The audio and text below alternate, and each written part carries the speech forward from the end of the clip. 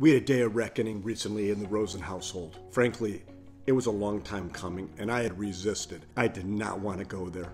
I didn't want to stir the pot in such a dramatic way, but finally I put my foot down and said, no more. And before I tell you what I did, at the end of this video, I'm going to share what I consider to be, hands down, the hardest financial skill I've ever had to muster, and I believe you'll ever have to muster. So please stick around. If you want to go there now, just click on the status line below where it says chapters and click on the hardest skill. Okay, so here's what I did. I told the boys they could no longer use my Starbucks card.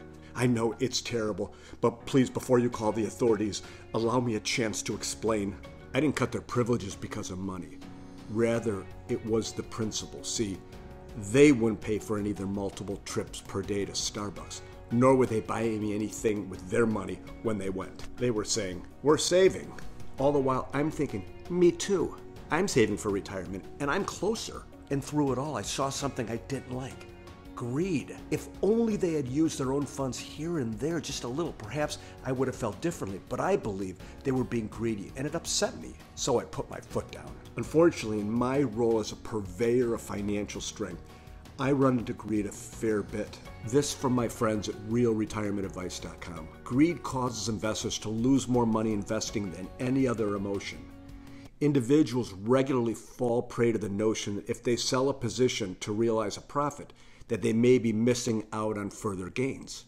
This mentality has a long and depressing history of turning unrealized gains into realized losses as the investment eventually plummets back to earth. It's important to remember that the primary tenet of investing is to buy low and sell high. And while this seems completely logical, it's emotionally impossible to achieve. It is greed that keeps us from selling high and fear that keeps us from buying low. In the end, we're only left with poor results. All of this takes on added importance as retirement nears. So here are a few nuggets of guidance that you can take right to the nearest coffee shop. Number one, it's okay to sell. There may be far greater risk on the downside than there is opportunity for gains on the upside. By the way, do you know when people speak to me the most about taxes? When they've made a lot of money. It's okay to sell. Number two, set a floor on some of your retirement money. That is, if you're 60 years of age, for example, protect 60% of your principal so that this money can never be any lower in value than it is today. As you move along in retirement, continue to raise the floor on your assets. Number three, don't succumb to the fear of missing out. Words that have ruined many of the best laid retirement plans. This leads into our hardest skill, and we'll get to that in a moment. I have a favor. If you like what I'm doing here at Get Financial Strength Now, if you like these videos, find them informative, do me a favor, just right below, give me the thumbs up or subscribe to the channel or leave a comment. What this does is it tells Google that the content is engaging and it allows the message to be spread further. So if you like what I'm doing, just give me a quick thumbs up. Okay, so here it is. The hardest skill to master of all the skills. This skill may matter more than returns or wages or inflation, all those words.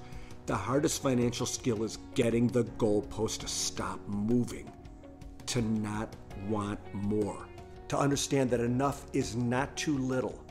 Enough is realizing that the opposite, an insatiable appetite for more, will push you to the point of regret. From the wonderful book, The Psychology of Money, there is no reason to risk what you have and need for what you don't have and don't need. With proper planning and a bit of smarts when it comes to knowing when good enough is good enough, you just may have enough money for Starbucks in your golden years.